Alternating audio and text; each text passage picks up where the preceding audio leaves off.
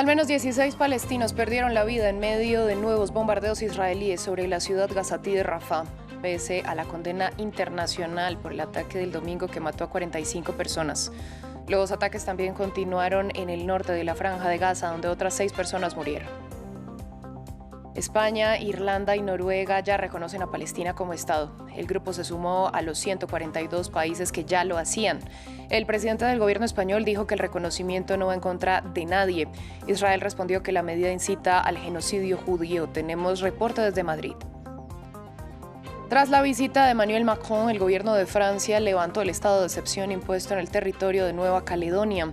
La medida se impuso tras varias jornadas de disturbios y enfrentamientos en medio del descontento, luego de que la Asamblea Francesa aprobara una reforma que da voto a franceses que hayan vivido en la isla 10 años o más.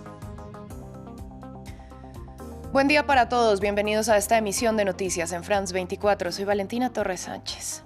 Damos inicio en la Franja de Gaza, donde al menos 16 palestinos perdieron la vida por nuevos ataques del ejército de Israel. En Rafah, en el sur de la Franja, incluso en zonas cercanas a centros de refugiados. Entre los fallecidos hay un niño de 10 años. Esto al tiempo que testigos informaron que los tanques israelíes llegaron hasta el centro de la ciudad.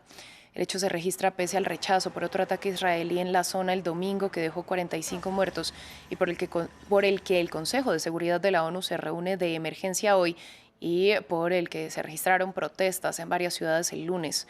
Los ataques también se presentaron en el norte, donde otras 6 personas murieron.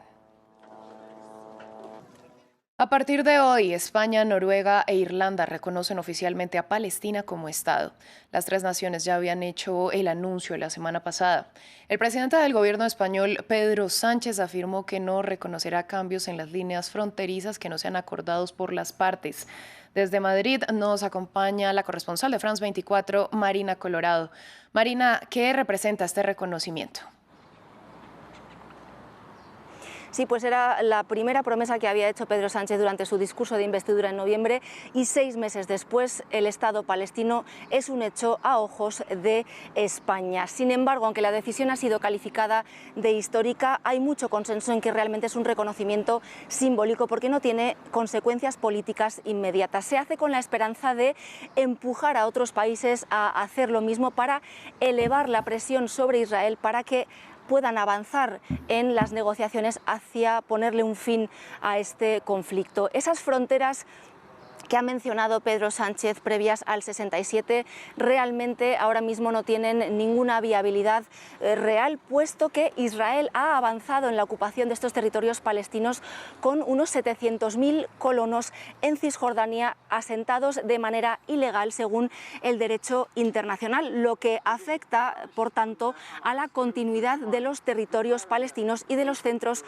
urbanos palestinos. Tampoco esta decisión se reflejará en cambios en las representaciones diplomáticas ni en España, donde la oficina de la Autoridad Nacional Palestina en Madrid ha estado desde 2010 haciendo las veces de embajada de Palestina en España, ni tampoco en Israel o en Jerusalén, donde el consulado español seguirá activo también haciendo las funciones de consulado como lo venía haciendo de manera no oficial.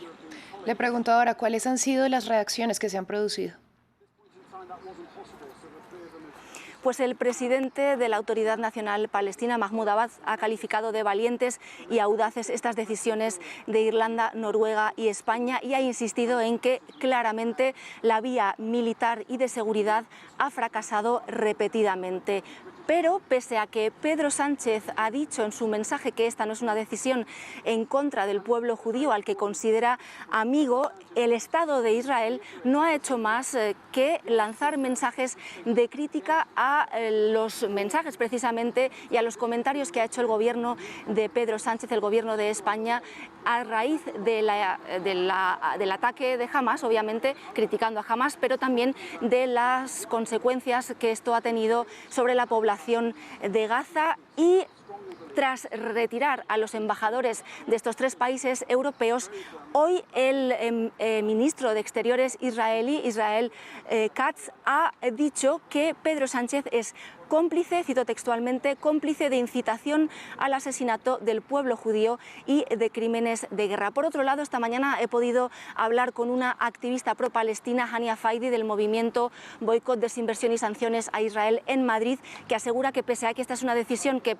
obviamente incomoda a Israel, esta no traerá justicia, igualdad ni libertad al pueblo palestino y piden en su lugar embargo, sanciones y la ruptura de relaciones con Israel para que la presión aumente y así Israel pare con esta ofensiva. Por otro lado, el Ministerio de Asuntos Exteriores de España ha anunciado que mañana el ministro se reunirá con sus homólogos de Egipto, Qatar, Emiratos Árabes Unidos, Jordania y Arabia Saudita, que forman parte del grupo del contacto árabe para Gaza, para precisamente hablar sobre las posibilidades de una solución de dos estados, un movimiento que puede incomodar aún más a Israel, pero que es una manera de aunar esfuerzos para una posible conferencia de paz para Gaza que quiere organizar España, pero que, tal y como están las cosas ahora mismo, parece bastante improbable.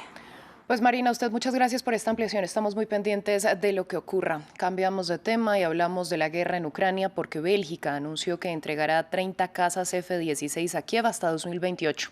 El anuncio se produjo durante la visita del presidente ucraniano Volodymyr Zelensky a Bruselas, donde se reunió con el primer ministro Alexander De Croo, quien informó que las primeras aeronaves llegarán antes de finalizar 2024. Al tiempo, el líder belga señaló que, según el acuerdo firmado con Zelensky, los aviones solo podrán usarse en territorio ucraniano y no para atacar a Rusia.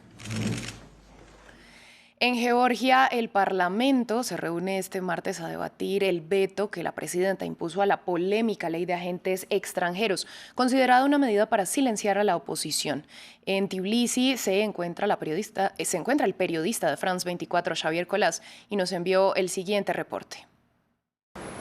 Aquí en Tiflis los georgianos se preparan para lo que puede ser otra jornada de protestas en cuanto el Parlamento anule el veto impuesto por la presidenta georgiana Salomé Zuraishvili contra la que es la ley más controvertida del año, la ley de agentes extranjeros, una ley con la que el gobierno de Georgia pretende controlar la actividad de las entidades y ONGs que reciben más de un 20% de su financiación desde el extranjero. Aún así, la presidenta ha dicho que no se rinde, ha puesto en marcha una hoja de ruta, quiere que las próximas elecciones sean un plebiscito sobre la necesidad de reformas, unas reformas que ella ha enunciado en esa hoja de ruta, fundamentalmente acabar con este tipo de proyectos de ley que pueden perturbar el acceso de Georgia a la Unión Europea, pero también indultar a los que han sido detenidos durante estas manifestaciones de estos últimos días y también reformar el aparato jurídico, judicial y de lucha contra la corrupción para lograr un país más transparente. En otras noticias, París levantó el estado de emergencia en Nueva Caledonia. La medida había sido impuesta tras el estallido de la violencia en el territorio de ultramar, luego de que la Asamblea Nacional de París aprobara una reforma constitucional que daba voto a los franceses llegados a la isla y que hayan vivido en ella 10 años, algo que aumentó el descontento de los pueblos nativos.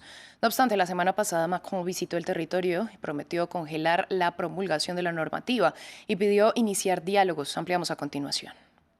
Una tensa calma regresa a Nueva Caledonia, luego de la suspensión de la emergencia estatal, cuando las autoridades francesas dieron prioridad al regreso del orden. Mientras, París envía gendarmes adicionales al territorio de ultramar, elevando el número total a más de 3.500. La prioridad es la calma, la vuelta a la calma, el espíritu de responsabilidad. Eso es lo que he pedido y realmente me gustaría recordárselo a todos los involucrados. Las tensiones han aumentado en el territorio desde el 13 de mayo. Los indígenas que resisten el gobierno de Francia dicen que los cambios a las leyes provinciales de Nueva Caledonia que adoptó el Parlamento galo erosionará aún más su influencia. Nosotros, como todos los demás pueblos de las islas del Pacífico, hemos sido colonizados, pero no pedimos ser colonizados. No nos pidieron permiso para quedarse aquí. Tomaré la escuela como ejemplo. Ni siquiera enseñan la cultura kanaka en la escuela. Ni siquiera enseñan la historia de la tierra kanaka en la escuela. En la historia nos enseñan la historia de Carlos el Rey o todas esas personas que ni siquiera conocemos, que ni siquiera son del país.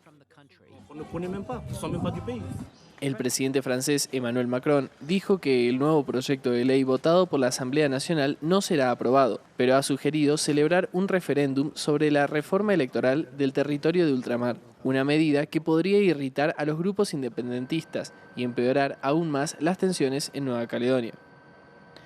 Fin del informativo, gracias por su sintonía.